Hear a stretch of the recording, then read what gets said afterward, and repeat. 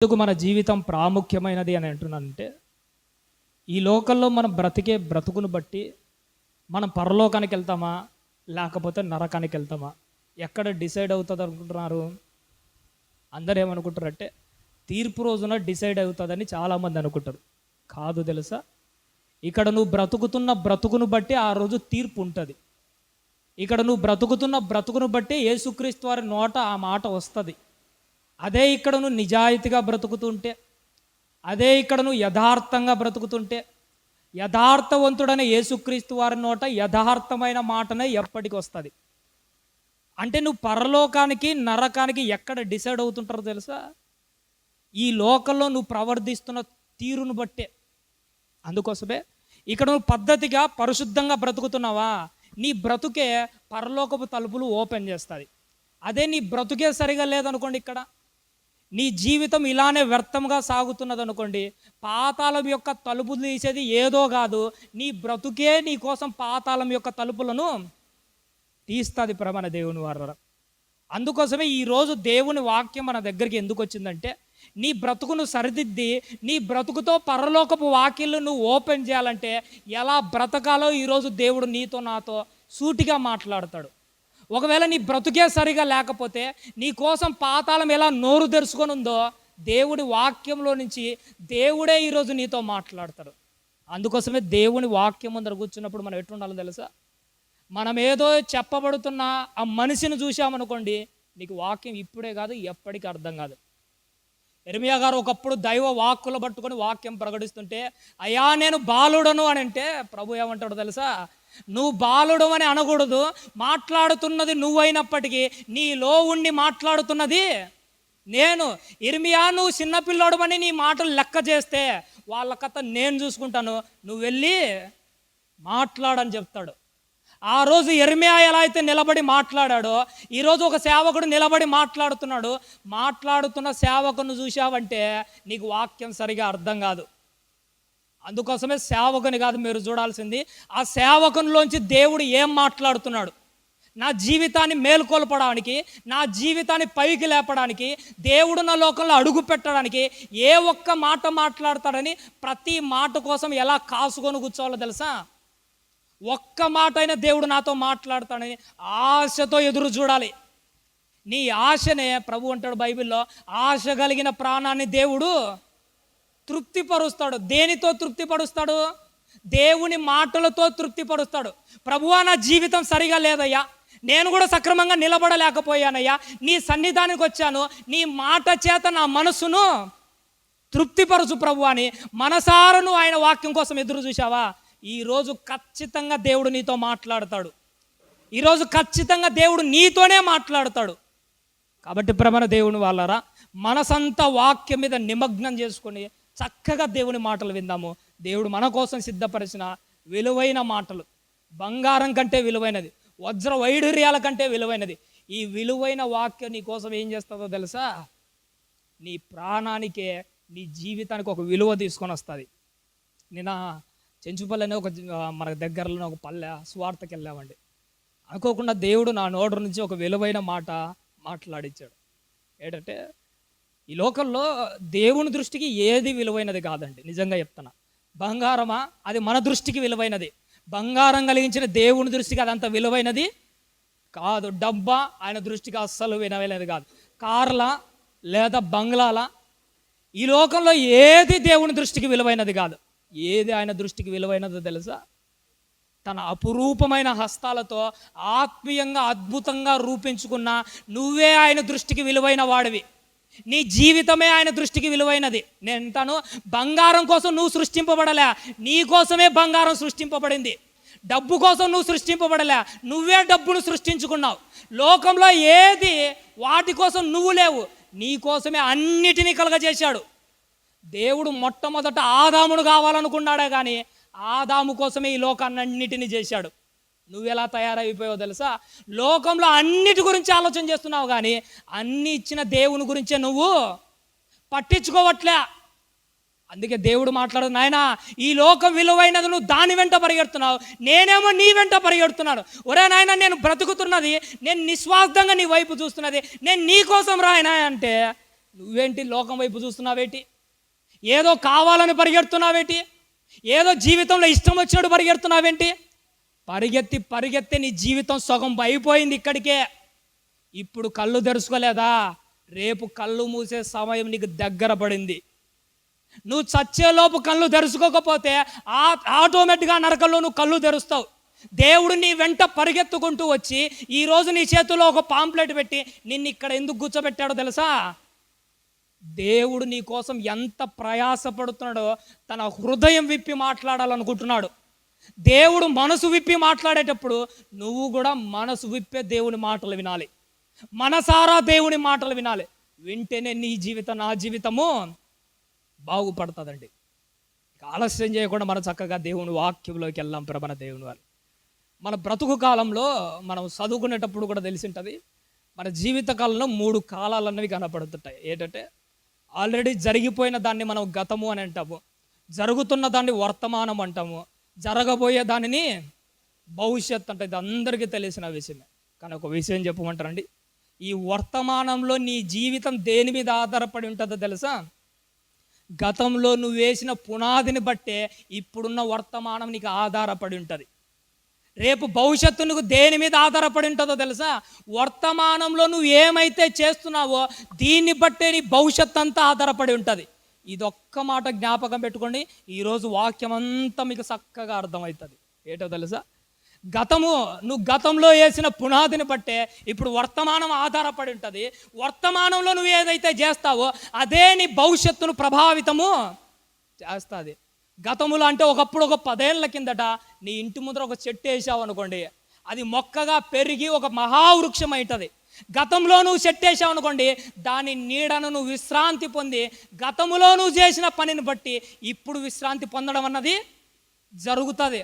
అంటే గతంలో నువ్వు చేసిన దాన్ని బట్టి ఇప్పుడు వర్తమానము ఆధారపడి ఉంటుంది. అదే గతంలో నీ ఇంటి ముందర పెరిగిన సువిశాలమైన మహా చెట్టు నువ్వు కొట్టేశావు అనుకో, వేసవి కాలంలో నువ్వు బ్రతుకు ఏమైపోతావు తెలుసా?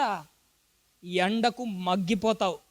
అంటే ఇప్పుడున్న వర్తమానం దేని మీద ఆధారపడి ఉంటుందంటే గతంలో నువ్వు వేసిన పునాదిని బట్టే. ఇది నీకు జ్ఞాపకం ఉంటే ఒక్కసారి దీన్ని మన ఆత్మీయ జీవితానికి అమలు పరుచుకుందాం. మనలో కూడా ఎన్నో బలహీనతలు ఉంటాయి. మొదట మందు తాగే వాళ్ళ గురించి చెప్తాను, తర్వాత మన దగ్గరికి వస్తాను. నాకు ఒక సహోదరుడు ఒంగోలు నుంచి ఫోన్ చేశాడండి. యూట్యూబ్లో వాక్యాలు పెడుతుంటే ఫోన్ చేసి అయ్యా నాకు ఒక 5 నిమిషాలు సమయం ఇచ్చారా, మీ నీతో మాట్లాడాలన్నాడు. ఒక మంచి యవనస్తుడు. ఆ వాట్సాప్లో డీపీ చూశాను, కరెక్ట్గా నా వయసే కరెక్ట్గా ఉంటుంది. ఫోన్ చేశాడు. సర్లే అయ్యా చెప్పాయి అంటే ఏమన్నాడు తెలుసా? అయ్యా నిజంగా ఎవరి దగ్గర నేను చెప్పలేదు, నా బ్రతుకు ఎలాంటిదో తెలుసా? మందుకు నేను భయంకరమైన బానిసనయ్యా. నిజంగా చెప్తున్నాను, మీ వాక్యాలు విన్నప్పటి నుంచి మందు మానుకోవాలని చాలా ప్రయత్నం చేస్తున్నాను. నా కోసం ప్రార్థన చేయండి అయ్యా. నేను మందు తాగాలని 1 రోజు ఉంటాడట, 2 రోజులు ఉంటాడా, 3 రోజులు ఉంటాడట, వారం రోజులు కరెక్ట్గా ఉంటాడట.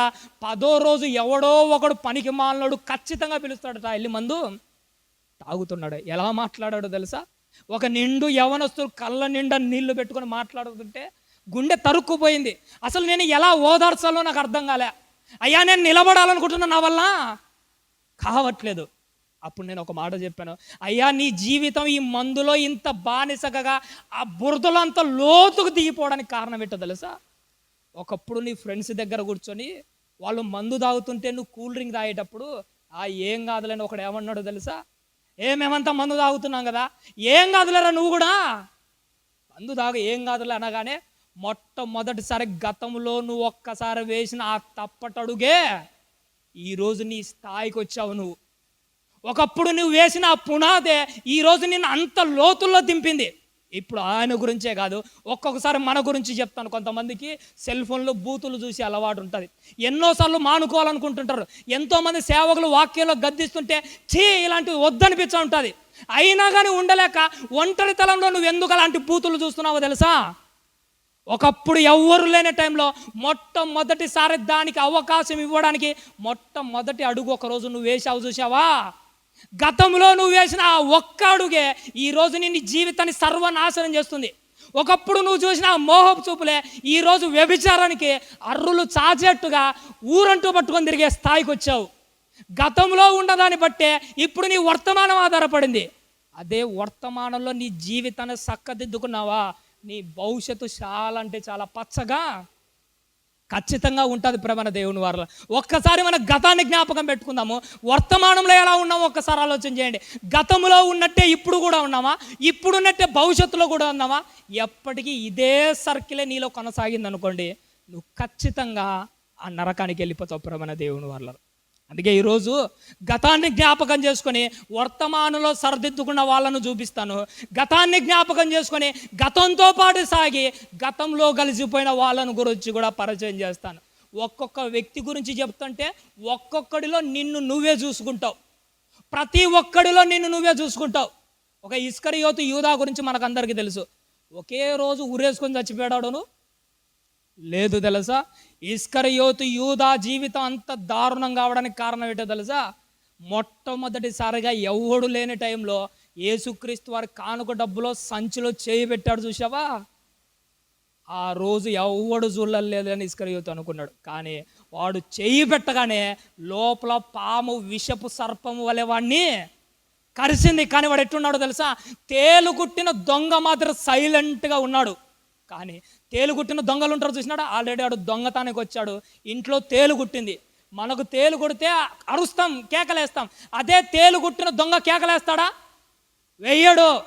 ఇస్కరియోతు యూదా కూడా సంచిలో చేయి పెట్టగానే తేలు గుట్టింది. తేలు గుట్టిన దొంగ మాత్రం వాడు సైలెంట్గా ఉన్నాడు. కానీ విషం ఎక్కడ మాత్రము మానేలా. ఆ రోజు వాడు చెయ్యి పెట్టగానే ఆ చెయ్యి గుట్టిన విష సర్పము ఒకరోజు వాని మెడకు ఉరితాడై బిగించుకున్నాడు. సాచే పరిస్థితి తెచ్చింది. పాపం కూడా ఎలాంటిదో తెలుసా? రహస్యంగా నువ్వు కూడా పాపం చేయడానికి నీ చూపులు జాపుతుంటావు. రహస్యంగా పాపం చేయడానికి నీ ఆలోచనలు జాపుతూ ఉంటావు. రహస్యంగా ఇస్కరియోతు జాపినట్టు నీ బ్రతుకునే చాపుతుంటావు. పాము ఎలాంటిదో తెలుసా? అతను ఈ చీమల పుట్ట గురించి మాట్లాడుతూ, చీమలన్నీ వెళ్ళిపోయిన తర్వాత పాము పుట్టలో ఉండగా ఆ పాము పుట్టలో నువ్వు చేయబడితే చీమ కుట్టడమేమో కానీ పాము మాత్రం ఖచ్చితంగా కుడతాది. కుట్టినా కానీ నువ్వు సైలెంట్గా ఉన్నావంటే ఆ విషయం ఎక్కి ఎక్కి ఒకరోజు నీ ప్రాణము పోతాది ప్రేమ దేవుని వాళ్ళ. బైబిల్ గ్రంథంలో రాజుల 2వ గ్రంథం ఒక్కసారి చూడండి. 5వ అధ్యాయము ప్రతి ఒక్కరు చూడాలి తల్లి. రాజుల 2వ గ్రంథము 5వ అధ్యాయము 25వ వచనాన్ని ఒక్కసారి జ్ఞాపకం చేసుకుందామమ్మా. రాజుల 2వ గ్రంథము 5వ అధ్యాయము 25వ వచనం తల్లి. అతడు లోపలికి పోయి తన యజమానుని ముందర నిలువగా ఎలీషా వాణ్ణి చూచి, గెహాజీ, నీ వెచ్చట నుండి వచ్చితివనని అడిగినందుకు చాలు తల్లి. సందర్భం మీకు అందరికీ తెలుసు కదా తల్లి. ఇక నేను సందర్భాలు చెప్పడానికి ఇక్కడ రాలేదు, కానీ సందర్భంలోంచి మన జీవితానికి కావాల్సిన మాటలు మాత్రమే నేను మాట్లాడదు. బ్రీఫ్గా 2 మాటల్లో చెప్తాను. ఇంతకుముందు మన అన్నగారు దైవ సేవకులు చెప్పారు. నయమాన్ అనేవాడికి కుష్ఠరోగం వచ్చిందట. ఒక చిన్నది చెప్పగానే, ఉదయం అన్నగారు మాట్లాడు చిన్నది చెప్పగానే ఏం చేశాడట? దేవుని మాటకు అంగీకరించి ఆ నదిలో ముంగి తన జీవితాన్ని బాగు చేశాడు. బాగు చేసుకునేందుకు ప్రతిఫలంగా ఏం చేశాడో తెలుసా? తన కానుకను ఇవ్వడానికి ప్రయత్నం చేశాడు. ఒక మాట చెప్తా, మీ జీవితాంతం గుర్తుపెట్టుకో. నయమాను జీవితం ఎప్పుడైతే బాగుపడిందో వెంటనే ఆ వ్యక్తి ఏమనుకున్నాడు? సంతోషంతో ఏదో కానుక ఇవ్వాలనుకున్నాడు. చూసినారా? ఒక మాట చెప్తా, నీ జీవితాంతం గుర్తుపెట్టుకో.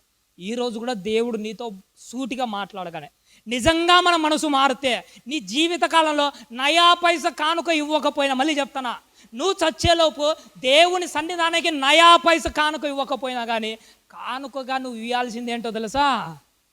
నీ జీవితాన్నే ఇవ్వాలి. ఇది నువ్వు గుర్తుపెట్టుకోవాల్సింది. నువ్వు ఇచ్చే కానుకనే ఎవడో ఆశపడడు. దేవుడు వాటి గురించి లెక్క కూడా చేయడు. కానీ నీ నుండి ఏం ఆశపడతాడో తెలుసా? నయమాను ఏదో వెండి ఇవ్వాలి, బంగారం ఇవ్వాలని ఆశపడ్డాడు. కానీ ఎలీషా గారి ద్వారా ఏమని చెప్పాడో తెలుసా? నాయనా నయమాను, నీ వెండి అక్కర్లే, నీదేమక్కర్లే, నువ్వు లక్షణంగా నీ ఇంటికి నువ్వు వెళ్ళిపోవచ్చు. నీ వెండి నీ బంగారం నాకు అక్కర్లేదు, కానీ నీ బ్రతుకుని ఎవరికి ఇవ్వు? ఇప్పటి నుంచి దేవునికి ఇవ్వు.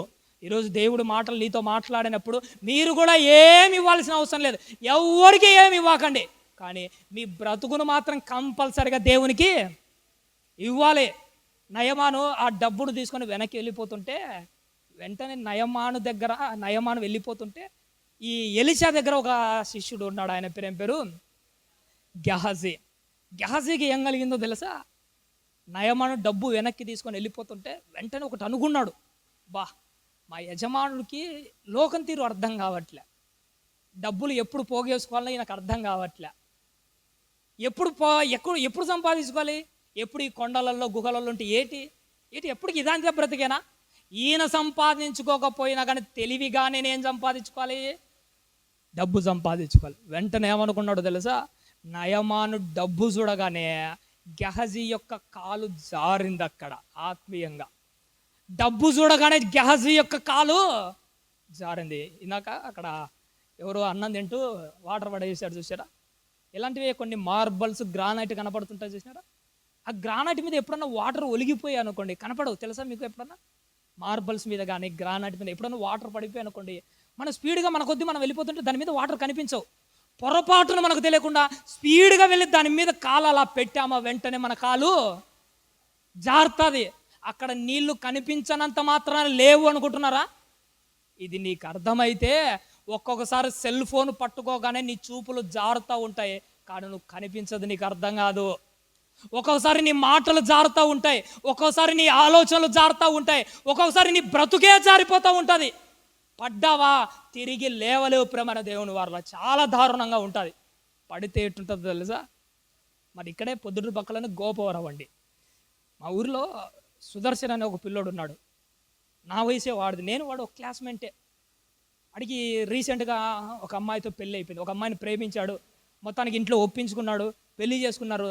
ఇద్దరు ఇక్కడే బెంగళూరులో మంచి సాఫ్ట్వేర్ ఉద్యోగులు, ఇద్దరు సంపాదించేటోళ్ళే. ఒక నెలకి ఇద్దరు కలిసి 1,00,000 రూపాయలు సంపాదిస్తారు, మంచి పొజిషన్లో ఉన్నారు. ఇప్పుడు అమ్మా నాన్న మా ఊరిలో వదిలేశాడు, బెంగళూరుకి వెళ్ళారు, బెంగళూరులో సెటిల్ అయిపోయారు. ఒకరోజు ఏం జరిగిందంటే, వాళ్ళ ఇంట్లో నుంచి స్నానం చేద్దామని ఆ సుదర్శన్ అనేవాడు చెప్పాడు, మా ఫ్రెండ్ అనేవాడు, వాడు బాత్రూంలోకి వెళ్ళాడు స్నానం చేద్దామని. వెళ్ళిన 5 నిమిషాలకు బాత్రూంలోంచి ధన్ అని ఒక సౌండ్ వచ్చింది. బయట నుంచి అట అలా భార్య డోర్ తడుతుంది. ఏమండి ఏమైందంటే లోపల నుంచి ఒక్క సౌండ్ కూడా రాలేదట. అలా భార్యకు అర్థం కాలే. పెళ్ళి అయింది 2-3 నెలలు అయింది, లోపల ఏం జరిగిందో అర్థం కాక ఇరిగి పొరుగు వాళ్ళని పిలుచుకొని వచ్చి ఆ డోరు పగల కొడితే లోపల ఎలా ఉన్నాడో తెలుసా? ఆడు కింద పడితే ఆ తల కింద అంతా రక్తం అంతా కారిపోతుందట, ట్యాప్ నుంచి రక్తం ఏరులై పారుతుందట. అసలు ఆడి తల ఇలా చేయి పెడితే ఆడికి ఏం తగిలిందో ఏమో కానీ వెనకలంతా నజ్జి అయిపోయింది, పగిలిపోయింది. ఏ దాని మీద పడ్డాడో ఏమో కానీ పిలుస్తుంటే పలకలేదు. మెదడులో రక్తం అంతా గడ్డ కట్టుకొని వెళ్ళిపోయింది. హాస్పిటల్ తీసుకుని పోయేలోపి వాడు కోమాలోకి వెళ్ళాడు. సుమారుగా 3 నుంచి 5 రోజులు హాస్పిటల్లో రోజుగా 5 లక్షలు ఖర్చు పెట్టారు.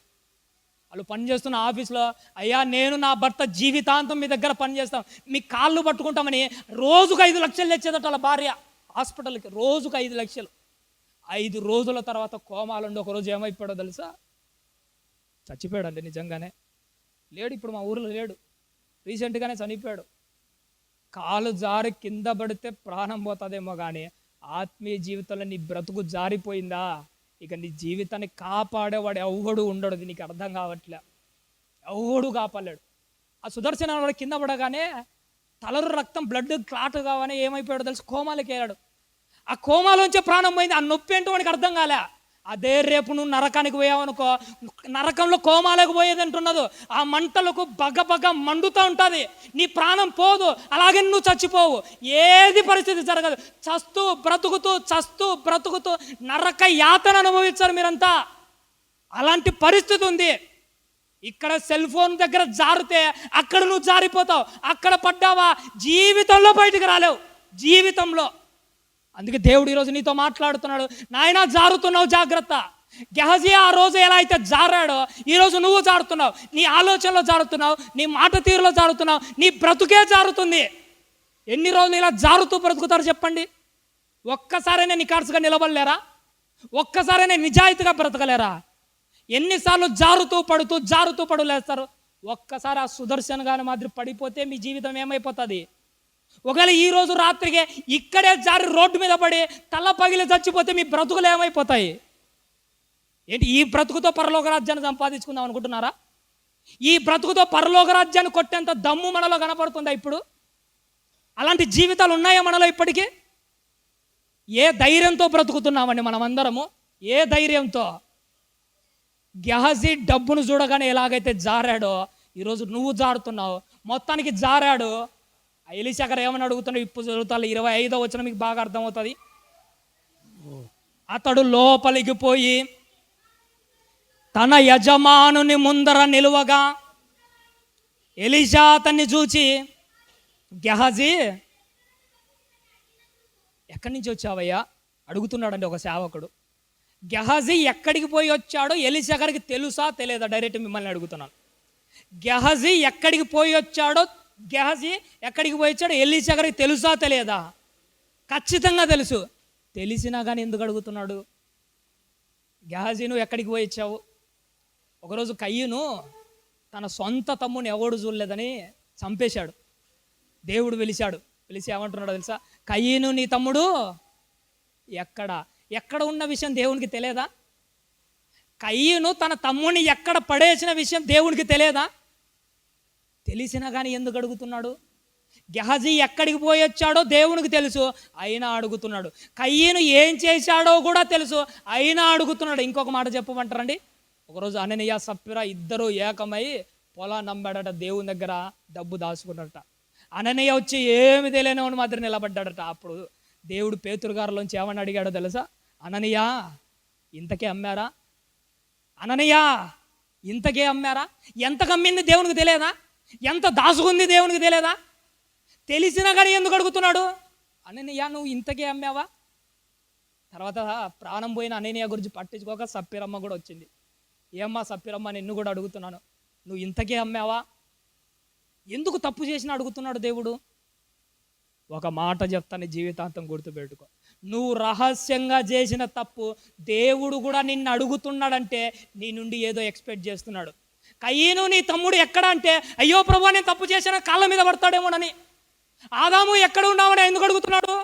అయ్యా నేను తప్పు చేశానయ్యా, నువ్వు చూడనప్పుడు పండు తిన్నానయ్యా, నువ్వు అడుగుతున్నావు కదయ్యా, అడిగినప్పుడన్నా వచ్చి కాళ్ళ మీద పడతాడని. అననీయా నువ్వు ఇంతకే అమ్మావా? ఎందుకు అడుగుతున్నాడు? తప్పు చేసినా కానీ దేవుడు అడుగుతాడు. ఎందుకు అడుగుతాడంటే అప్పటికైనా నువ్వు కళ్ళు తెరుచుకుంటావేమోనని. ఈరోజు దేవుడు నిన్ను కూడా అడుగుతున్నాడు. ఏమ్మా నువ్వేం చేయలేదా? ఏమయ్యా నీ బ్రతుకు కాలంలో అస్సలు నువ్వేం చేయలేదా? ఒక్కసారి నీ గుండెల మీద చేసుకొని ఆలోచన చేయి. ఎవరు లేని టైంలో నువ్వేం చేయలేదా? నీ ఆలోచనలో నువ్వేం చేయలేదా? నీ మనసులోనే నువ్వేం చేయలేదా? ఆ రోజు గెహజీని అడిగినట్టే, ఆ రోజు అననీయ సప్ఫీరాలను అడిగినట్టే, ఆ రోజు కయ్యూను అడిగినట్టే, ఆ రోజు ఆదామును అడిగినట్టే ఈరోజు దేవుడు కూడా నిన్ను అడుగుతున్నాడు. నువ్వేమీ చెయ్యలేదా? ఏటయ్యా నువ్వేమి చేయలేదా? ఏమి చేయలేదేమో ఒక్కసారి నీ మనసుని అడిగి చూడు. నువ్వేం చేయలేదేమో ఒక్కసారి నీ మనసుని అడిగి చూడు. ఇంకా అర్థం కాలేదా? నీ ఇంట్లోకి వెళ్ళి తలుపేసుకొని మోకాలేసి నేను ఏం చేయలేదు ప్రభు అని ఒక్కసారి నీ దేవునితో చెప్పి చూడు. నేనేం చేయలేదయ్యా అని చెప్పేంత ధైర్యం మనలో ఉందా? ఒకవేళ నిజంగా అలాంటి మాట ప్రభువా నేను ఏం చేయలేదని రహస్యమందు చూస్తున్న నీ తండ్రితో నువ్వు అన్నావంటే మరుసటి రోజు మనం బ్రతికి ఉంటామో లేదో కూడా తెలియదు. అందుకే ఇక్కడ గుర్తుపెట్టుకోవాల్సింది ఏంటంటే మనం చేశాము, దేవుడు ఈరోజు నిన్ను అడుగుతున్నాడు నువ్వేమీ చేయలేదా? గెహజీని పిలిచాడు. గెహజీ ఎక్కడికి వెళ్ళొచ్చావు? ఏమని చెప్తున్నా మళ్ళీ చదువు తల్లి. అతడు లోపలికి పోయి తన యజమానుని ముందర నిలవగా ఎలీషా వాణ్ణి చూచి ఏమంటున్నాడు తల్లి? నువ్వు ఎక్కడి నుండి వచ్చితివి అని అడిగినందుకు నీ దాసునైన నేను ఎక్కడికి పోలేదనేను అంటున్నాడు. చూశాడా? అయ్యా నేను ఎక్కడికి పోలేదయ్యా, ఎక్కడికి పోలేదయ్యా. ఎక్కడికి పోలేదా? మనం కూడా ఎలాంటి వాళ్ళమో తెలుసా తల్లి? దేవుడు నిన్నే ఒక మాట సూటిగా అంటే మనం ఎలాంటి వాళ్ళము మనం ఒప్పుకునే రకం కాదండి. అందరి గురించి ఎందుకు లేని ఓపెన్గా ఒక మాట చెప్పుకుంటాను. ఈరోజు క్రైస్తవులుగా ప్రపంచంలో 750 కోట్ల మంది క్రైస్తవులే ఉన్నారు. నేను చెప్తాను, క్రైస్తవులలో చర్చిలకు వెళ్ళి వినే విశ్వాసులు ఎక్కువైపోయారేమో కానీ దేవుడు చెప్పినట్టు పాటించే విశ్వాసులు చాలా తక్కువైపోయారు. నిజంగా చెప్తున్నా, వినే విశ్వాసులు చాలామంది. ఒక పెద్ద సేవకుడు మన పొద్దుటూరుకు వచ్చాడు అనుకోండి, మీటింగ్ పెడితే ఎంతమంది వచ్చాడో తెలుసా? వినే విశ్వాసులు ఇసుక రేణువులు అంతా వస్తారు, కానీ పాటించే వాళ్ళు మాత్రం వేళ్ళ మీద లెక్క పెట్టుకునే వాళ్ళుగానే ఉన్నారు. ఈరోజు నువ్వు వినే విశ్వాసులుగా ఉన్నావో, పాటించే విశ్వాసంగా ఉన్నావో, మనమే పరిశీలన చేసుకో. మీరు ఏం చేయలేదానంటే, ఏం చేయలేదని ఎందుకంటాము? ఎన్నోసార్లు ఆ పాపం యొక్క రుచి దెబ్బ తగిలింది కదా మనకు. ఎన్నోసార్లు పడి లేచిన వాళ్ళమే కదా, మనకు తెలియదు ఆ పాపం గురించి. ఒక పిల్లోని గురించి నేనే ఒక పిల్లోనికి, చిన్న పిల్లోడు, ఉదాహరణకు ఒక 1వ తరగతి చదువుతుంటాడు అనుకోండి, ఒక 5 ఏళ్ళ పిల్లోడు. ఆడు రోడ్డు మీద వెళ్తుండగా అని కుక్క కరిచింది అనుకోండి. ఒక చిన్న పిల్లోడు 5 సంవత్సరాలు ఉంటాయి ఆడికి. రోడ్డు మీద వెళ్తుండగా కుక్క కరిచింది. కుక్క గడవగానే నెక్స్ట్ సారి కుక్కను చూసిన ప్రతిసారి ఆడు ఏం చేస్తుంటాడో తెలుసా? భయపడుతుంటాడు. కుక్కను చూసినప్పుడల్లా భయపడతాడు. పొరపాటున ఒక్కసారి అలా పొయ్యిలో పడ్డాడు అనుకోండి, నిప్పులను, నెక్స్ట్ సారి వాడు నిప్పులు చూసినప్పుడల్లా భయపడుతుంటాడు. ఎందుకంటే ఆల్రెడీ దాని రుచి ఏంటో వాడికి తెలుసు. ఇది నీకు అర్థమైతే ఆల్రెడీ నువ్వు కూడా చేతులు జారి పొయ్యిలో పడిన జీవితమే కదా మంది. ఆత్మీయ జీవితంలో మనసు జారి ఆ బాధలో పడినోళ్ళమే కదా. కుక్క కాటుకు బలైన వాడు కుక్కను చూసే భయపడుతున్నారేమో, కానీ పాపానికి బలైన నువ్వెందుకు మళ్ళీ పాపం చూసి భయపడంలే? ఎందుకు ఈ జీవితం అని దాని జోలికి ఎందుకు పోకుండా ఆగిపోకుండా ఉన్నావు? ఆడికి కలిగినంత జ్ఞానోదయం కూడా మనకు కలగట్లేదా? పాపాన్ని హత్తుకోవడం అంటే ఏంటో తెలుసా? యేసుక్రీస్తు తలను ముళ్ళ కిరీటం పెట్టారు. పాపాన్ని హత్తుకోవడం అంటే ఏంటో తెలుసా?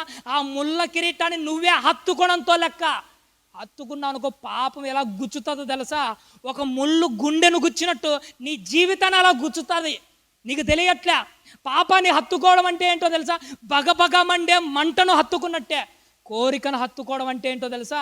మండు టెండలో వేసవి కాలంలో బగబగ మండే బండను హత్తుకున్నట్టే లెక్క. ఒడిలో అగ్నిని పెట్టుకొని కాలలేదు అంటే ఎవడన్నా కుదురుతుందా? పాపం జోలికి పోతే అట్నే ఉంటుంది. ఇక్కడన్నా బండను లేదా మంటను హత్తుకుంటే 5 క్షణాల్లో అయినా ప్రాణం పోతుందేమో, నిమిషాల్లో నీ ప్రాణం పోతుందేమో, కానీ పాతాళంలో ఇలాంటి పరిస్థితి ఉండదు ప్రభన దేవుని వాళ్ళరా. అందుకే గెహజీతో ఏమంటున్నాడు? మళ్ళీ చదువు తల్లి. అతడు లోపలికి పోయి తన యజమానుని ముందర నిలువగా ఎలీషావాన్ని చూచి, గెహాజీ, ఎక్కడి నుంచి వచ్చావయ్యా నువ్వు? నేను ఎక్కడికి పోలేదనగా, ఇంకా చదువు తల్లి. అడిగినందుకు, నీ దాసుడనైన నేను ఎచ్చటికి నీ పోలేదనను. ఈ మాట కోసం ఇదంతా చదివిస్తున్నా. అంతటా ఎలీషా వానితో, ఆ మనుష్యుడు రథము దిగి నిన్ను ఎదుర్కొనుటకు తిరిగి వచ్చినప్పుడు, అరే నా మనసు నీతో కూడా రాలేదా? నా మనసు నీతో కూడా రాలేదా? ఆ ద్రవ్యమును, వస్త్రములను, ఒలీవ చెట్ల తోటలను, ద్రాక్ష తోటలను, గొర్రెలను, ఎడ్లను, దాసదాసీనలను సంపాదించుకొనుటకు.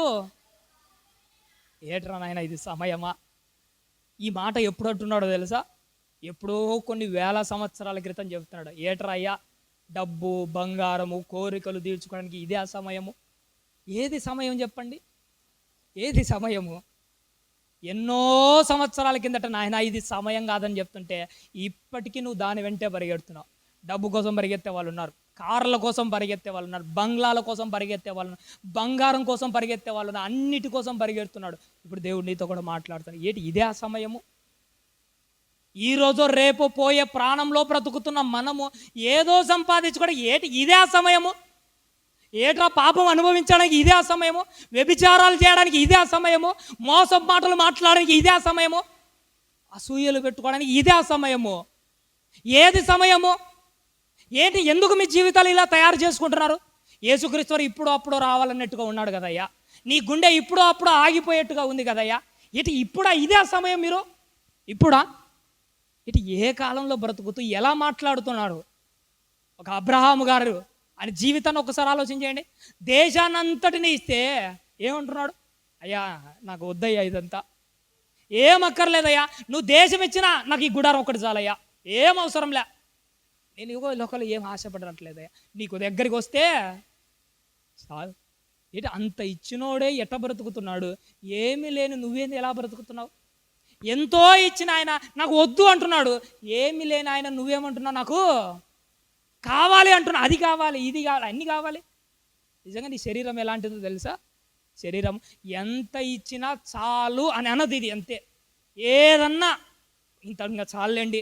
ఈరోజు మధ్యాహ్నం మన వాళ్ళందరూ కడుపు నిండా భోజనం తిన్నాం, ఇంకా నా జీవితంలో ఎప్పుడు తిన్నానండి అంటామా? రాత్రి అవుతాను మళ్ళీ ఆకలి అవుతుంది. ఆకలి కోసం తినడం వేరు, కోరికతో తినడము వేరు. ఆకలి తీర్చుకోవడం వేరు, కోరిక తీర్చుకోవడము వేరు. ఇది నీకు అర్థమైతే నీ జీవిత కాలంలో రెండూ ఉంటాయి. అవసరం ఉంటుంది, కోరిక తీర్చుకోవడం ఉంటుంది. తప్పు చేసేటప్పుడు ఒకటి జ్ఞాపకం పెట్టుకోండి, నువ్వు కోరిక కోసం చేస్తున్నావా, అవసరం కోసం చేస్తున్నావా? ప్రతి ఒక్కరిలో ఆశలు ఉంటాయి, కోరికలు ఉంటాయి. అందుకే కదా ఆదాము గారికి హవ్వనిచ్చాడు. హవ్వనిచ్చడం అవసరము, కానీ ప్రతి ఒక్కటి నాకే కావాలని కోరికతో ప్రయత్నం చేస్తే అదే తప్పు. దాన్నే వ్యభిచారం అంటారు. దాని జోలికి పోకూడదనే బైబిల్లో దేవుడు వాక్యం ద్వారా సెలవిచ్చాడు. యవన జీవితకాలను గుర్తుపెట్టుకోవాల్సింది ఇది సమయము కాదు. గ్యాస్ చూసారా, పడిపోయారు. ఒకసారి కీర్తనల గ్రంథంలో కూడా ఒక మాట రాయబడింది తల్లి. బైబిల్ ఉన్న వారందరూ కీర్తనల గ్రంథము 101వ అధ్యాయము 3వ వచనాన్ని ఒక్కసారి జ్ఞాపకం చేసుకున్నాను తల్లి.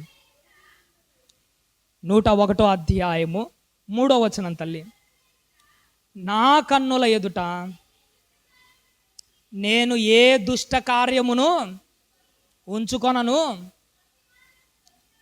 భక్తి మార్గము తొలగిన వారి క్రియలు నాకు అసహ్యములు, అవి నాకు అంటనీయను అంటున్నాడు. చూశాడు, ఒక మాట చెప్తున్నాడండి దావీదు గారు. ఏమంటున్నాడు? అయ్యా, దేవుని మాటల గురించి మళ్ళీ ఏమంటున్నాడు? నా కన్నుల ఎదుట నేను ఏ దుష్కార్యమును ఉంచుకోనను.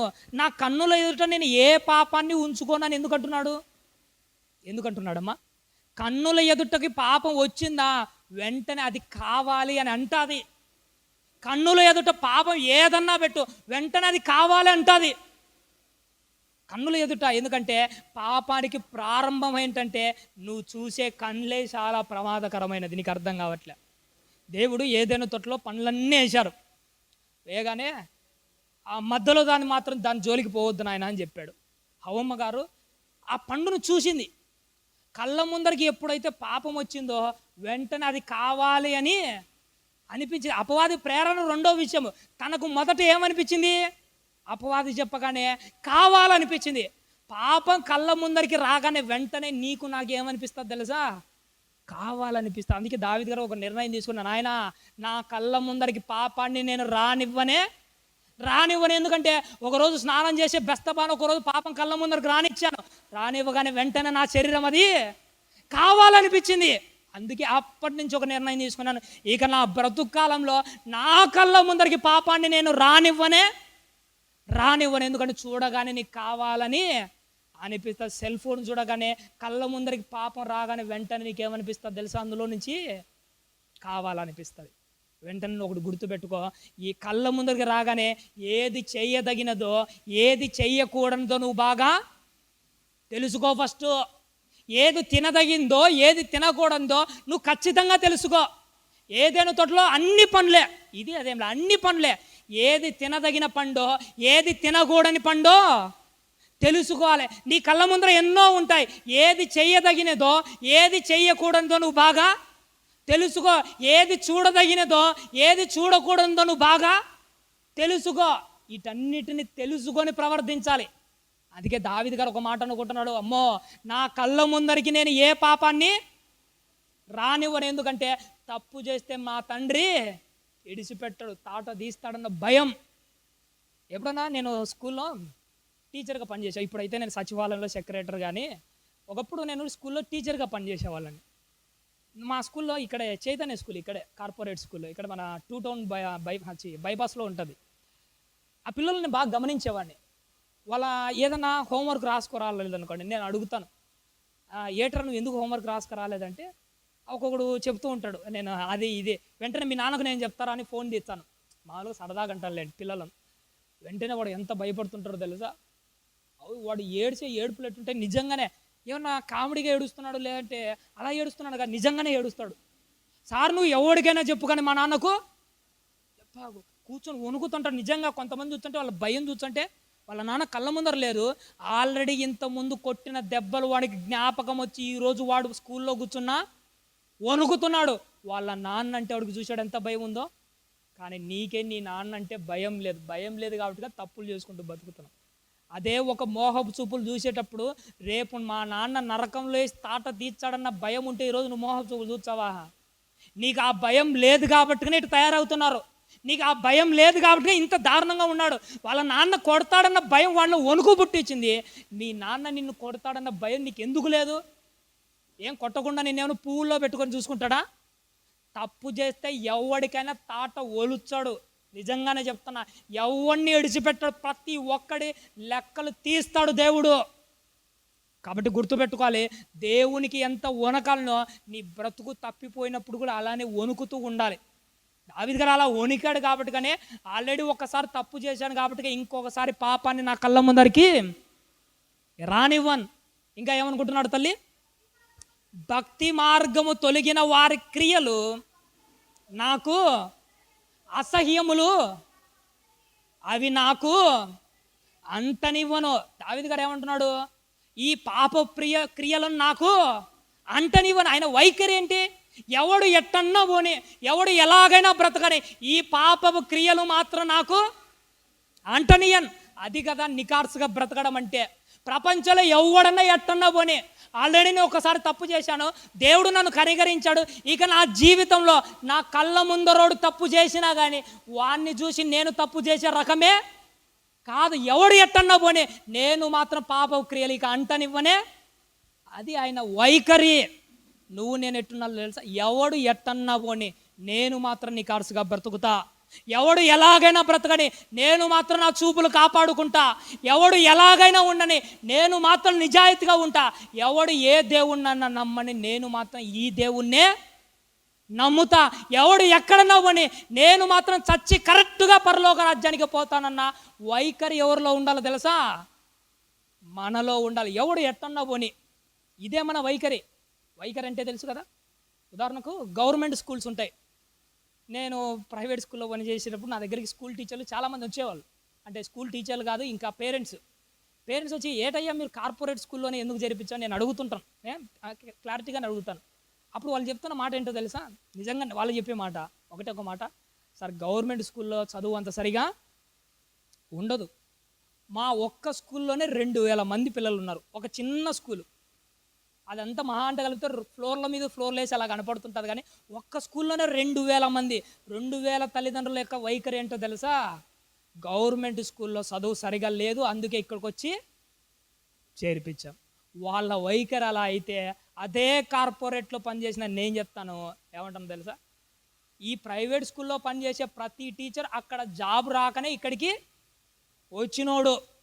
అక్కడ జాబ్ వచ్చిన ప్రతి ఒక్కడు ఎలాంటి వాళ్ళు తెలుసా? ఎక్స్పర్ట్స్. అక్కడ అహోరాత్రులు బుక్కులు ముందర వేసుకొని చదివిన వాళ్ళు.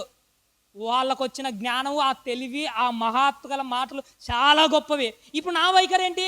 2000 మంది ఒక ఎత్తు, మీ అందరి వైఖరి అలా ఉంటే నా వైఖరి ఏంటంటే గవర్నమెంట్ స్కూల్లోనే టీచర్ గొప్పగా చదువు చెప్తాడు. ఇది నా వైఖరి. నేను ఈ స్కూళ్ళ గురించి చెప్పడం కోసం చెప్పట్లే. లోకమంతా పాపమే కావాలన్నా, లోకమంతా మీరు అట్నే పోయినా కానీ నా వైఖరి ఏంటో తెలుసా? మీ సావు మీరేమన్నా సావండి, నేను మాత్రం పద్ధతిగా బతుకుతా, నేను మాత్రం యథార్థంగా ఉంటా, నేను మాత్రం నిజాయితీగా బ్రతుకుతా, నేను మాత్రం ఈ దేవుని దగ్గరే బతుకుతా. ఇది నా వైఖరి. అబ్రహాం గారిలో ఉన్న వైఖరి ఏంటో తెలుసా?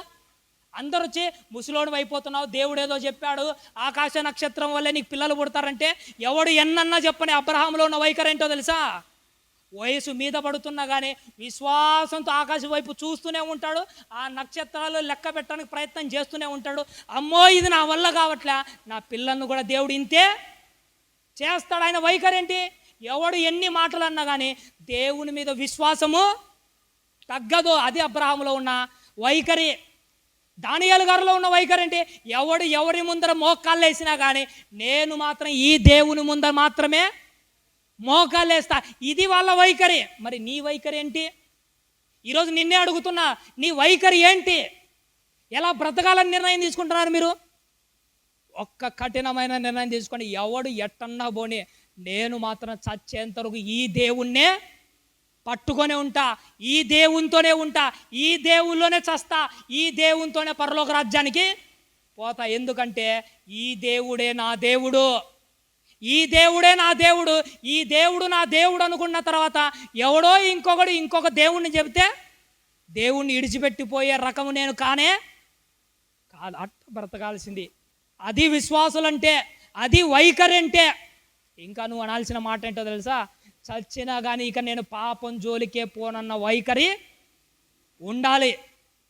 ఆయన భగత్ సింగ్ గారు గారిని మన భారతదేశ స్వాతంత్ర పోరాట సమరంలో ఒక వీర వజ్రపు తునక నిజంగా చెప్పాలంటే ఏమంటాడో తెలుసా?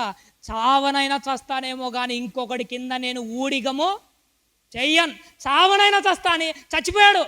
ఆయన చూసినప్పుడు నాకు ఏమనిపించిందో తెలుసా? ఆత్మీయ జీవితంలో నువ్వు కూడా నేనేమనాలో తెలుసా? చావనైనా చస్తానేమో కానీ ఇంకొకసారి ఇలాంటి నీచమైన పని చెయ్యను, చావనైనా చస్తానేమో కానీ ఇంకొకసారి సెల్ ఫోన్లో చెత్త చూడను, చావనైనా చస్తానేమో కానీ ఇక నా జీవితంలో పాపం జోలికే పోన్. ఇలా ఉండాలి నువ్వు నేను. ఇదే మన వైఖరి, ఇలానే బ్రతకడమే మన తీరు. ఇలా ఉంటేనే నువ్వు పరలోక రాజ్యానికి పోతావు. సగం జీవితాలతో పరలోక రాజ్యానికి పోతామని ఎట్టు అనుకుంటున్నారు? సగం జీవితాలతో. జ్యోతిబా పూలే గారు అని ఒక ఆయన ఉంటాడు. ఆయన ఒక పుస్తకం రాస్తాడు. ఏమని రాస్తాడు తెలుసా? గులాంగిరి అని ఒక పుస్తకం రాస్తాడంటే ఏంటో తెలుసా? బానిస బ్రతుకు. కార్ల్ మార్క్స్ అనే ఆయన ఇంకొక ఆయన అంటాడు, పోరాడితే పోయేదంటూ ఏమీ లేదు, బానిస సంఖ్యలు తప్ప. పోరాడి చూడరా, నీ బానిస సంఖ్యలు తెగకపోతే నన్ను అడిగి చూడు అంటాడు. ఈరోజు నేను చెప్తున్నాను, నీ శరీరంతో పోరాడి చూడు, నీ కోరికలతో పోరాడి చూడు. నువ్వు గెలవకపోతే అడిగి చూడు. దేవుని దగ్గర మోకాలేసి విశ్వాసంతో పోరాడి చూడు. ఈ పోరాటంలో నువ్వు గెలుస్తావు. పోయేదంటూ ఏమీ లేదు. నీ పాప బతుకు తప్ప, నీ పాత జీవితం తప్ప. పోరాడాలి ప్రేమన దేవుని వారిలా. పోరాడితేనే పరలోక రాజ్యానికి చేరుకుంటాం. రేపు నువ్వు నేను పాపం విషయంలో ఎట్టుండాలో తెలుసా? ఒకసారి గలతీలకు రాసిన పత్రిక ఒక మాట రాయబడింది తల్లి. 2వ అధ్యాయము, గలతీలకు రాసిన పత్రిక 2వ అధ్యాయము 20వ వచనాన్ని చూద్దాం తల్లి.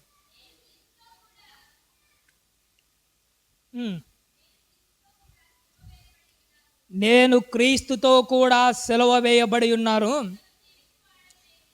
ఇక జీవించువాడను. పౌలు గారు ఒక మాట అంటున్నాడమ్మా, నాకు నచ్చిన మాట, నాకు ఇష్టమైన మాట, ఎప్పటికీ నాకు ఇష్టమైన మాట. పౌలు గారు ఒకరోజు బాప్తిసం తీసుకున్నారు. బాప్తిసం తీసుకోగానే ఆయన తీసుకున్న గట్టి నిర్ణయం ఏంటో మళ్ళీ చదువు తల్లి.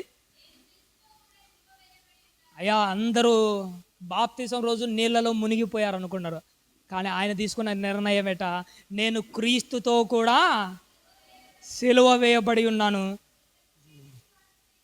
ఇక జీవించు వాడను నేను కాను. ఏమంటున్నాడో తెలుసా? అయ్యా, నేను ఎప్పుడో చచ్చిపోయాను. ఎప్పుడు చచ్చిపోయాను?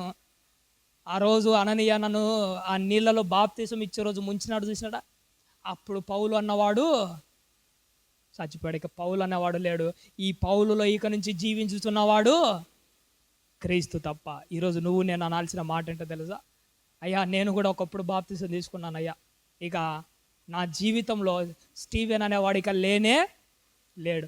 ఒకప్పుడు బాప్తిసం తీసుకునే ముందు స్టీవెన్ అనేవాడికి ఎన్నో కోరికలు ఉన్నాయి, ఎన్నో ఆశలు ఉన్నాయి, ఎన్నో ఇచ్చలు ఉన్నాయి. వాటి ప్రకారం ఈ స్టీవెన్ అనేవాడు పరిగెత్తాడు. కానీ ఏ రోజైతే బాప్తిసం తీసుకున్నాడో ఆ రోజు ఈ స్టీవెన్ అనేవాడు చచ్చిపోయాడు. ఇక నుంచి బ్రతుకుతున్నది ఎవరో తెలుసా? క్రీస్తు మాత్రమే నాలో బ్రతుకుతున్నాడు. క్రీస్తు ఏది చెబుతాడో అదే ఈ స్టీవెన్ చేస్తాడు. క్రీస్తు ఏది మాట్లాడతాడో అదే ఈ స్టీవెన్ మాట్లాడతాడు. క్రీస్తు ఏది చేయమని చెప్తాడో అదే ఈ స్టీవెను చేస్తాడు. నువ్వు నేను ఎట్టుండాలో తెలుసా? ఆల్రెడీ నువ్వు కూడా బాప్తిసం తీసుకున్నావు కదా. ఈరోజు దేవుని దగ్గర అనాల్సిన మాట ఏంటో తెలుసా? ప్రభువా, ఇంతకుముందు ఏమో కానీ ఈరోజు నీ వాక్యం విన్నాను కదయ్యా, ఈ రోజు నుంచి నేను కూడా చచ్చిపోయానయ్యా. ఇక నుంచి నా కోరికలన్నీ చచ్చిపోయాయ్యా. ఒకప్పుడు నా భోగెచ్చలని ఈరోజు నేను చంపేసుకుంటున్నానయ్యా. ఇక నుంచి నా బ్రతుకు నేను చంపేసుకున్నానయ్యా. ఇప్పుడు నేను ఎలాంటి వాడినో తెలుసా? కేవలం అద్దము లాంటి వాడినే. అద్దం ఎలాంటిదో తెలుసా? అద్దం ముందర మనం నిలబడ్డాం అనుకో, మనం ఏం చేస్తే అద్దం అదే చేస్తుంది. నువ్వు ఎలా ఉండాలి తెలుసా? ఒక అద్దం మాత్రమే ఉండాలి.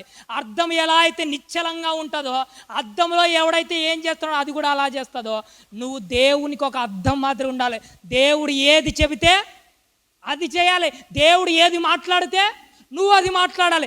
దేవుడు ఏది వింటే నువ్వు వాక్యానుసారంగా అదే వినాలి. ఇక నుంచి నీలో కనపడాల్సింది దేవుడే తప్ప నీలో నువ్వు కనపరాకూడదు. నీలో నీ పాత జీవితం కనపరాకూడదు. నీలో ఒకప్పుడు నా బానిస బ్రతుకు కనపరాకూడదు. ఒకప్పుడు నువ్వు పాపానికి చేసిన ఆ గులాంగిరి ఈ రోజు నుంచి నీలో కనిపించకూడదు. ఒకటే ఒక నిర్ణయము, ఈ రోజు నుంచి నాలో నేను చచ్చిపోయా, నాలో నేను ఇక లేను, నాలో బ్రతుకుతున్నది క్రీస్తే. క్రీస్తు ఏది చెబితే ఇక నుంచి నేను అదే చేస్తాను. పౌలు గారు చూశారు, ఒక గట్టి నిర్ణయం తీసుకున్నారు. అయ్యా ఇక నా జీవిత కాలంలో నేను లేనయ్యా. ఒక మాట చెప్పమంటారండి, ఇలాంటి మాట మనము మనుషుల దగ్గర ఒప్పుకోవడం కంటే దేవుని దగ్గర ఒప్పుకుందాం. బాప్తిజం రోజు మీకు తెలుసో లేదో కానీ నాకు బాప్తిజం ఇచ్చే రోజు నా సేవకులు నన్ను అడిగారు, ఇక నుంచి నీ పాత జీవితం వదిలేసుకుంటావా అని అడిగాడు. యేసుక్రీస్తుని స్వరక్షకునిగా అంగీకరిస్తావా అని అడిగాడు. ఆ రోజు నేను ఒప్పుకున్నాను, నిజంగా చెప్తాను. ఆ రోజు నేను ఒప్పుకున్నాను అన్నీ, కానీ సక్రమంగా నిలవలేకపోయాను. బాప్తిజం తీసుకున్న కొన్ని రోజులు నేను నిలవలేకపోయాను. ఏదైతే చేయనని చెప్పానో అవే చేశాను. ఏదైతే నాకు ఇష్టం లేదన్నానో వాటి జోలికే వెళ్ళాను. ఏదైతే ప్రభు కోసం చేస్తానన్నానో అది నేను చేయలేక పోయాను. బాప్తిజం రోజు ఆ ఒక్క క్షణంలో నా జీవితంలో ఆత్మీయత కనపడింది, కానీ కొంతకాలానికి నాలో భక్తి లేదు. మళ్ళీ నా పాత జీవితం మళ్ళీ బతికింది, నాలో పాత జీవితం మళ్ళీ బయటకు వచ్చింది. ఆ తర్వాత మరొకసారి ఒకసారి వాక్యం కూర్చొని వినేటప్పుడు ఆ రోజు దేవుడు తన వాక్యం దగ్గర మాట్లాడుతున్న నాకు ఎలా అనిపించిందో తెలుసా? ఇలా ముందర కూర్చోబెట్టి చెప్పుతో కొడుతున్నట్టు ఎట్టుండేదో అట్లా అనిపించేది. ఒక్కొక్క మాట నా గుండెలకు తగులుతుంటే, ఆ రోజు బాప్తిజం రోజు ప్రభువు కోసం అన్నీ ఇడిచిపెడతానని చెప్పాను కదా, మరి నా బతుకేంది ఇట్లా ఉంది?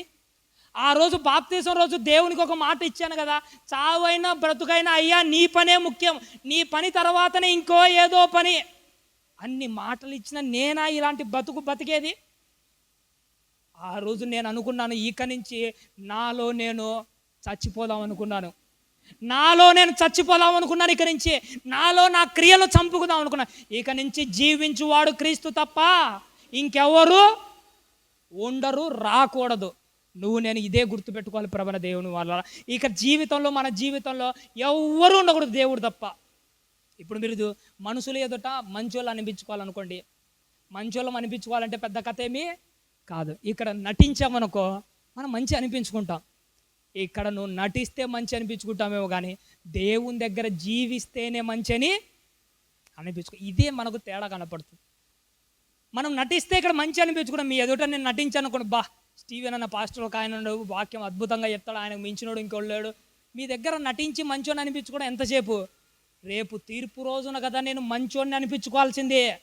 రేపు తీర్పు రోజున నిలబడితే నా ప్రవర్తన మంచిని ఆయన అనాలి కదా. నటిస్తే నేను అక్కడ మంచి అనిపించుకోను, జీవిస్తేనే అక్కడ అనిపించుకుంటాను.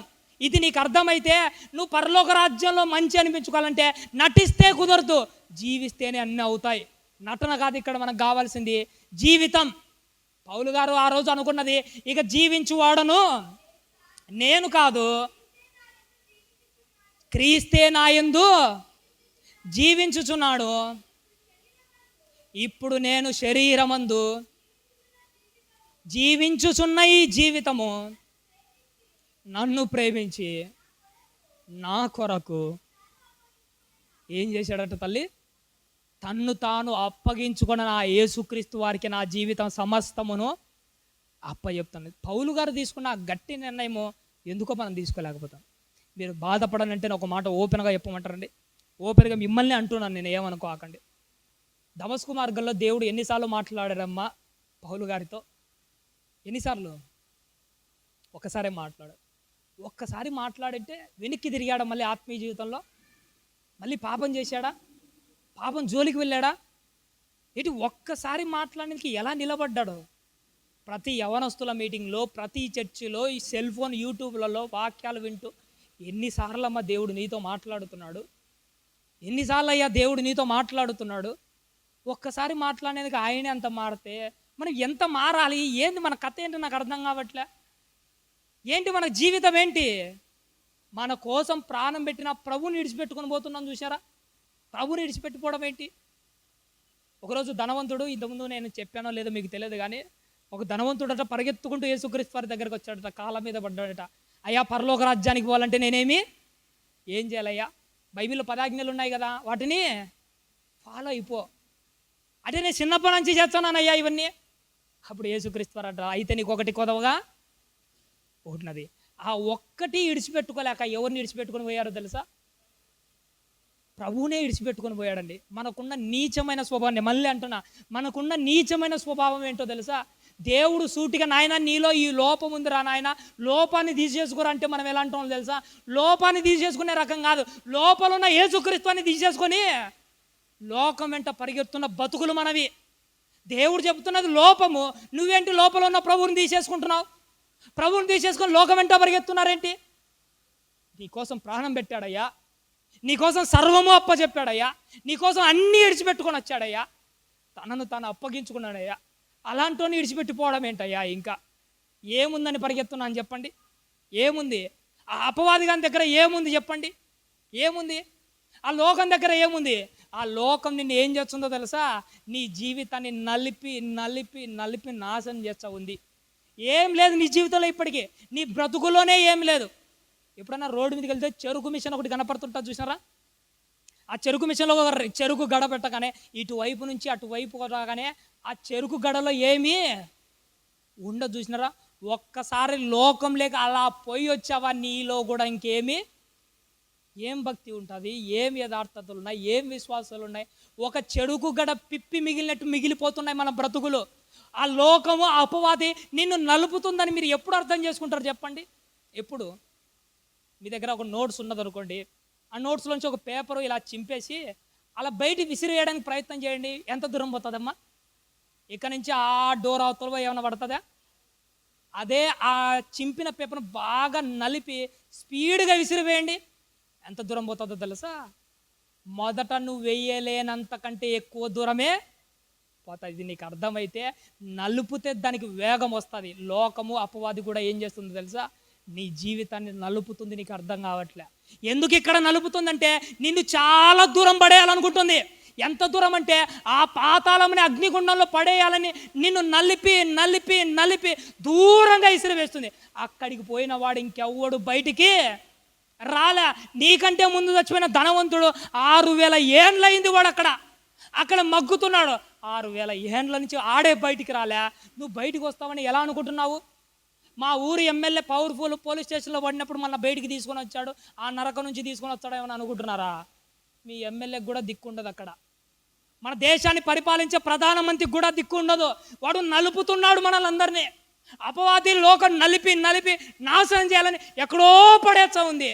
కళ్ళు తెరుచుకోకపోతే దాని వేగానికి నువ్వు తట్టుకోలేవు, పోతావు. పోతే తిరిగి రావది, తిరిగి రాని లోకానికి వెళ్ళిపోతున్నావు. అందుకోసమే ప్రేమన దేవుని వాళ్ళరా, ఈరోజు దేవుడు నీతో మాట్లాడుతున్నాడు. సర్వోన్నతుడైన దేవుని దగ్గరికి రండి, విశ్వాసంతో రండి, ఆ నరకానికి వెళ్ళాకండి. ఎంత బతికినా లోకం ఇంతే, దాని జోలికి పోవాకండి ప్రేమన దేవుని వాళ్ళ. పోయినావంటే మన ప్రాణము ఆ నరకం నుంచి బయటికి రానే రాదు. అందుకోసమే దేవుడు ఈరోజు నిన్ను నన్ను ఏమని పిలుస్తున్నాడో తెలుసా? ఒక్కసారి కీర్తనల గ్రంథం చివరి మాట, ఇది ఒక్క మాట చూసుకొని మనం ముగించుకుందాం తల్లి. 100వ అధ్యాయము కీర్తనల గ్రంథము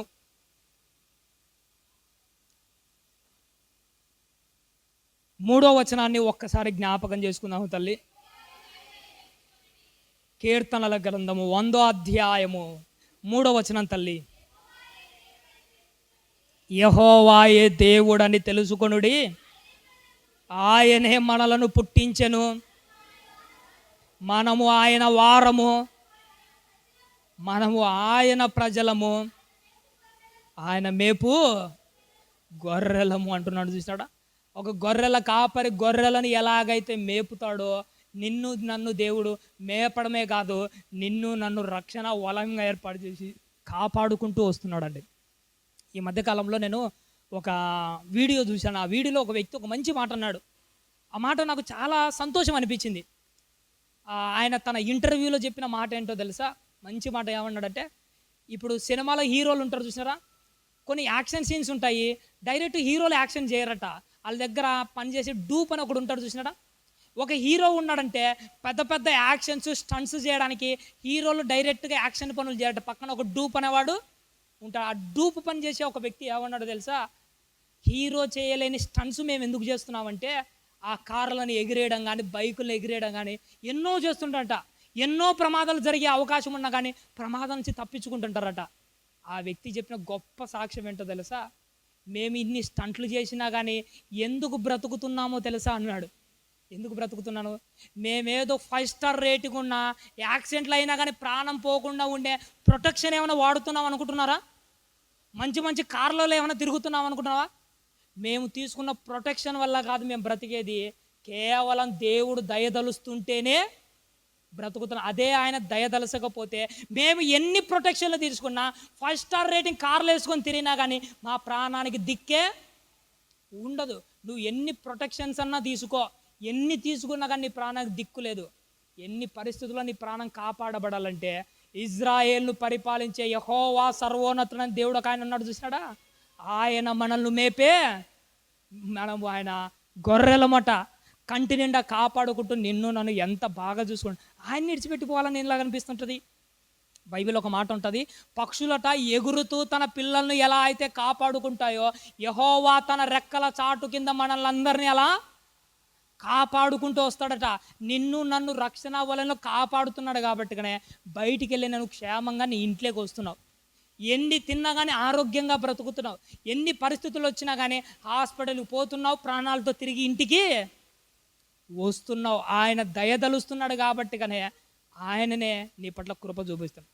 మన జీవితం ఎంత దారుణం ఏంటో తెలుసా? కృతజ్ఞత లేనోళ్ళం అని నిజంగా చెప్తాను. మనం కృతజ్ఞత లేనోళ్ళం.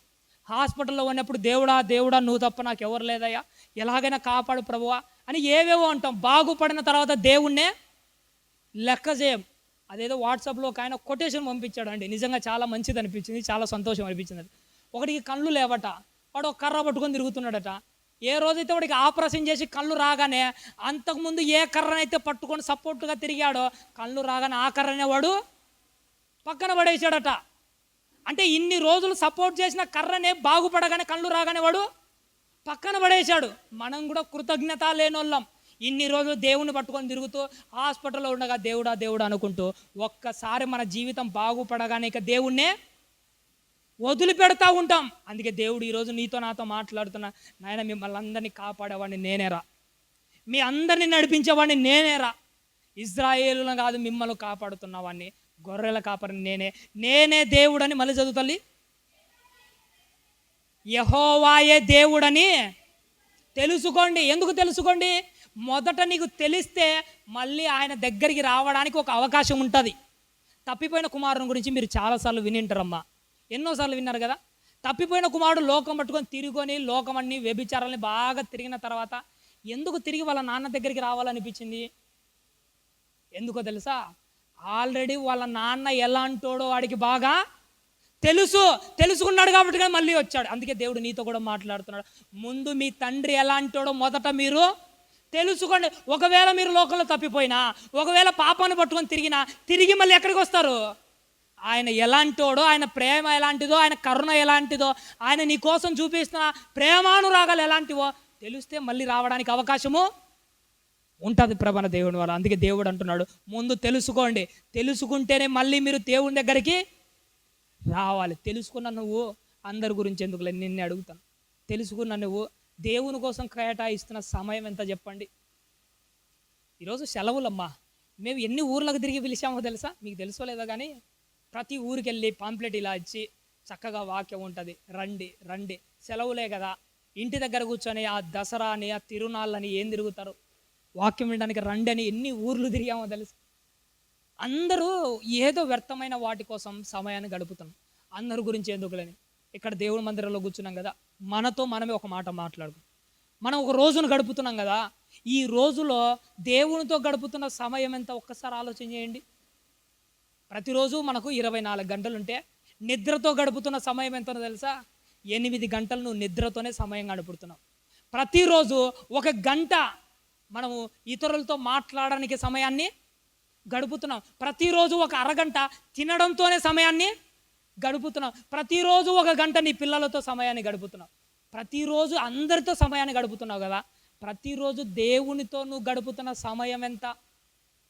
ప్రతిరోజు దేవునితో నువ్వు గడుపుతున్న సమయం ఎంత? ప్రతి నెల దేవునికి నువ్వు ఇస్తున్న సమయం ఎంత? ప్రతి సంవత్సరం దేవునికి నువ్వు ఇచ్చిన సమయం ఎంత? ఇంకా చెప్పమంటారా? నీ జీవితకాలం మొత్తంలో దేవునికి నువ్వు కేటాయించిన సమయం ఎంత? ఇప్పుడు నేను అడుగుతున్నాను కాబట్టి సరిపోయింది. తీర్పు రోజున ఇదే ప్రశ్న దేవుడు నిన్ను అడిగితే, నీకు జీవితాన్ని అంతటి ఇచ్చాను, ఈ జీవితంలో నాకు కేటాయించిన సమయం ఎంత అని దేవుడు నిన్ను అడిగాడు అనుకో, నీ దగ్గర సమయం ఏముంది? నీ దగ్గర సమాధానం ఏముంది? ఏముందమ్మా? ఎంత గడుపుతున్నాను చెప్పండి? రోజేమో మీకు తెలుసు లేదు, స్పీడ్గా అయిపోతుంటుంది. ఉదయం ఎప్పుడు అవుతుందో తెలియదు, సాయంత్రం ఎప్పుడు అవుతుందో, తింటాము పడుకుంటాం, ఎప్పుడు తెల్లాడుతుందో కూడా అర్థం కావట్లే. రోజులు ఇంత స్పీడ్గా గడిచిపోతున్నాయి కదా. రోజులే కాదు, నీ ఆయుష్ కూడా అంతే స్పీడ్గా గడిచిపోతుంది. ఈ ఆయుష్ ముగియగానే దేవుని దగ్గర ఎదురయ్యే ఆ ప్రశ్నకు నీ దగ్గర ఏం సమాధానం ఉంది చెప్పండి? ఏం సమాధానం ఉందమ్మా? అందుకే ప్రమాణ దేవుడు వాళ్ళ అన్నీ వదిలేసి ఈ రోజు నుంచైనా నువ్వు నేను ఎలాగున్నావు తెలుసా? ఇంతకుముందు ఏమో కానిలేండి, ఒకరి గురించి పక్కన పెట్టండి. ఈ రోజు నుంచి నువ్వు నేను ఎట్లుండాలో తెలుసా? దేవుని కోసం బ్రతకడమే ప్రాణంగా ఉండాలి. ప్రమాణ దేవుని వాళ్ళ ప్రతిరోజు మనల్ని ఒక మాట చెప్పి ముగించుకుంటాం. ఈ పాప జీవితాన్ని నువ్వు నేను ఏం చేసుకోవాలి తెలుసా? కంట్రోల్ చేసుకోవాలి. మన నిజంగా నీ చూపులను కంట్రోల్ చేసుకోవాలి, నీ బ్రతుకును కంట్రోల్ చేసుకోవాలి, నిన్ను నువ్వే కంట్రోల్ చేసుకోవాలి. ఎలా కంట్రోల్ చేసుకోవాలి? ఎలా కంట్రోల్ చేసుకోవాలి? భక్తితో మన పాత జీవితాన్ని కంట్రోల్ చేసుకోవాలి. ఉదాహరణకు ఒక పెద్ద పాత్ర తీసుకోనండి, మీకు ఒక చిన్న ఉదాహరణ చెప్పి నేను ముగిస్తాను, అయిపోయింది. ఒక పెద్ద పాత్ర తీసుకోండి, అందులో ఒక చెంబెడు ఉప్పు నీళ్ళు పోయండి. సముద్రంలోంచి తీసుకొని వచ్చి ఒక చెంబెడు ఉప్పు నీళ్ళు పోయండి. పెద్ద పాత్ర పెట్టాము, అందులో ఒక చెంబెడు ఉప్పు నీళ్ళు పోసాం. ఆ ఉప్పు నీళ్ళు మంచినీళ్ళుగా మారాలంటే ఏం చేయాలో తెలుసా? ఇప్పుడు ఒక చెంబు ఉప్పు నీళ్ళు పోసాం కదా, అలాంటి ఒక 10 చెంబులు మంచినీళ్ళు పోస్తే అందులో ఉప్పుదనం కనపడుతుందా? 20 వేస్తే, 30 వేస్తే, అలాంటి రోజు ఒక 50 వేస్తే ఆ ఉప్పు నీళ్ళు కనిపించనే కనిపించ. ఇది నీకు అర్థమైతే ఆల్రెడీ ఉప్పు జీవితంతో పాత జీవితం నాశనం అయిపోయిన బ్రతుకు. రోజు కొంత మంచి వేయండి లోపల, రోజు కొంత వాక్యం వేయండి, రోజు కొంత భక్తి వేయండి, రోజు కొంత వేస్తే ఖచ్చితంగా నీలో సంపూర్ణత వస్తుంది. ఖచ్చితంగా పరలోక రాజ్యానికి పోతావమ్మా. అందుకోసమే ప్రతిరోజు నిన్ను నువ్వు నేనే ఏం చేసుకోవాలి? మనల్ని మనము చెక్ చేసుకుంటాలి. నా భక్తి ఎలా ఉంది, నా జీవితం ఎలా ఉంటుంది, మనల్ని మనం చెక్ చేసుకోవాలి. షుగర్ వచ్చిన వాళ్ళు తెలుసా? నేను టీచర్గా పనిచేసేటప్పుడు నాతో పాటు సుదర్శన్ అని ఒక సార్ ఉండేవాడు. ఆయనకు డిగ్రీ నుంచే షుగర్ ఉండేది. అప్పటికే ఆయనకు ఇప్పటికి ఒక 15 ఏళ్ళ ఉంటుంటుంది షుగర్ వచ్చి. ఏం చేస్తుంటాడో తెలుసా? ఉదయాన్నే లేస్తాడు, భోజనం చేస్తాడు, తన శరీరంలో షుగర్ ఎలా ఉందని ఒక చిన్న మిషన్ లాంటిది ఒకటి ఉంటుంది. తన వేలుకు అలా పొడుచుకొని తన రక్తంలో షుగర్ ఎంత ఉందో ఆయన చెక్ చేసుకుంటాడట. షుగర్ ఎక్కువైపోయింది అనుకోండి, తగ్గడానికి ట్యాబ్లెట్ వేసుకుంటాడట. షుగర్ తక్కువ అయిపోయింది అనుకోండి, పెరగడానికి ఏదో ఒక పని చేస్తాడట. షుగర్ వచ్చిన వాడు ఎప్పటికీ తనను తాను పరీక్షించుకుంటూ ఉంటాడో, క్రైస్తవ జీవితంలో ఎప్పటికప్పుడు మనల్ని పరీక్షించుకుంటూ ఉండాలి. ఎప్పటికప్పుడు మనల్ని చెక్ చేసుకుంటుండాలి. ఎప్పటికప్పుడు పరిశుద్ధంగా చెక్ చేసుకుంటే నీలో భక్తి పెరిగిందా? చాలా గొప్పగా ఉన్నావు. అదే నీలో పాపం పెరిగిందా? దాన్ని కంట్రోల్ చేయాలి. ఒకవేళ నీలో విశ్వాసం తగ్గిపోతుందా? దాన్ని పెంచాలి. నువ్వు పెంచాలంటే నిన్ను నువ్వే రోజు పరిశీలన చేసుకో. పక్కన వాళ్ళని పరిశీలన చేయం కాదు, నిన్ను నువ్వు పరీక్షించుకో. నన్ను నేను పరిశీలన చేసుకుంటాను. ఎవరికై వాళ్ళని పరిశీలన చేసుకుంటే మన జీవితము చాలా అంటే చాలా బాగుంటాయి ప్రవణ దేవుని వారు. కాబట్టి యవన జీవిత కాలంలో కాలం అయిపోవచ్చింది, ముగింపబడిపోతుంది. అందరూ ఏమో కానీ ఇక్కడ మన అన్నగారు ఉదయం ఒక మాట చెప్పారు చూసారా? ఇక్కడ కనపడుతున్న మనం అందరం ఎక్కడ కనిపించాలట? మర్చిపోకండి ఈ మాట. ఇప్పటి నుంచి వెళ్ళిపోయినా కానీ గుర్తుపెట్టుకోండి. నీ గుండెల మీద రాసుకుంటే ఆ మాట ఒక్కటి, నేను పరలోక రాజ్యంలో ఉండాలి. పరలోక రాజ్యంలో ఉండాలి. ఎలా బతకాలి, ఎలా జీవించాలి, ఎలా ఉండాలి, ఖచ్చితంగా ఈ నిర్ణయం తీసుకొని గుండెల మీద ఆ మాట రాసుకొని వెళ్ళిపోండి. ఇక్కడ కనపడిన మనము ఖచ్చితంగా అక్కడ కనిపించాలి. అలాంటి బ్రతుకుంటేనే నీ జీవితం నా జీవితం బాగుపడుతుంది, లేకపోతే బాగుపడదు. ప్రవణ దేవుడు వాళ్ళు ఈరోజు ఎంతో ఓపికగా వింటున్నారు, ఆలస్యమైనా వింటున్నారు. నిజంగా మీ ఓపికకు మెచ్చుకోవచ్చు, ఏమనుకోవద్దండి. ఎందుకంటే ఎప్పుడో ఒకసారి దేవుడి మాటలు వచ్చేది, వచ్చినప్పుడే మనం మనసారా వాటిని స్వీకరించాలి, హృదయంలో పెట్టుకోవాలి. ఇప్పుడు పెట్టుకున్నది మళ్ళీ ఎప్పుడో మేము నెక్స్ట్ సంక్రాంతి హాలిడేస్ రావాలి, అప్పుడు ఇలాంటి వాక్యం ఉంటుంది, మీకు ఇంతకంటే అద్భుతమైన వాక్యం ఉంటుంది. ఎందుకంటే మాట్లాడేది మేము కాదు, మాలో ఉండి దేవుడు మాట్లాడతాడు. మేము ఎప్పుడు ఒకటే మాట అనుకుంటాం, మేము మాట్లాడితే మీకు వాక్యం అర్థం కాదు, మేము మిమ్మల్ని కదిలించే అంత కెపాసిటీ మాకు లేనే లేదు. కానీ ఏ క్షణమైతే దేవుడు మాలో ఉండి మాట్లాడతాడో ఆ మాట నీకు ఖచ్చితంగా తగులుతుంది, నీలో ఒక చలనం తీసుకొని వస్తుంది. నీలో ఎప్పుడైతే చలనం కలుగుతుందో అప్పుడు గుర్తుపెట్టుకోండి, ఆ సేవకునిలోంచి దేవుడే నీతో మాట్లాడుతున్నాడు. మాలో నుంచే కాదు, ఏ సేవకుల్లోంచైనా మాట్లాడలేదు దేవుడు, ఎవరితో అయినా మాట్లాడతాడు. నీ మనసు కదిలిందా, దేవుడు మాట్లాడుతున్నాడు. నీ మనసు చెలించిందా, దేవుడే నిన్ను అడుగుతున్నాడు. గుర్తుపెట్టుకోండి, మనసు మార్చుకుందాం, నిజంగా బ్రతుకుదాము, నటించడం కాదు, జీవించి పరలోక రాజ్యానికి వెళ్దాం. ఖచ్చితంగా పరలోక రాజ్యానికి వెళ్దాం. పాపం జోలికి వెళ్ళకూడదండి, భయంతో ఉండాలండి, భక్తితో ఉండాలండి, యవన జీవితాన్ని కాపాడుకోవాలండి. ఇప్పటికే సగం జీవితం అయిపోయింది, మహా అంటే ఇంకా కొన్నాళ్ళే బతుకుతాం. ఈ కొన్నాళ్ళైనా భక్తిగా బతుకుదాం. ఇలా బతికి మాత్రం నరకానికి పోకూడదు. సంపూర్ణంగా మారదాము, సంపూర్ణంగా నిలబడదాము. అలా మీరు నేను మనం అందరం ఉండాలని ఆశపడుతున్నాను. ఆలస్యం క్షమించండి. ఓపికతో విన్నందుకు మీకు అందరికీ నా నిండు మనసుతో వందనాలు తెలియజేస్తూ నా మాటలు ముగిస్తున్నాను.